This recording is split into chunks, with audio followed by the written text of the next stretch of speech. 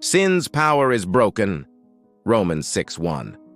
3:11 says, "Well then, should we keep on sinning so that God can show us more and more of His wonderful grace? Of course not. Since we have died to sin, how can we continue to live in it? Or have you forgotten that when we were joined with Christ Jesus in baptism, we joined Him in His death? For we died and were buried with Christ by baptism. And just as Christ was raised from the dead by the glorious power of the Father, now we also may live new lives. Since we have been united with Him in His death, we will also be raised to life as He was.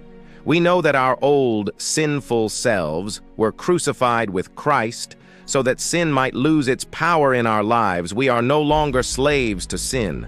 For when we died with Christ, we were set free from the power of sin. And since we died with Christ, we know we will also live with Him. We are sure of this because Christ was raised from the dead, and He will never die again. Death no longer has any power over Him. When He died once to break the power of sin.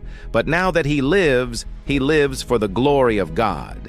So you also should consider yourselves to be dead to the power of sin and alive to God through Christ Jesus.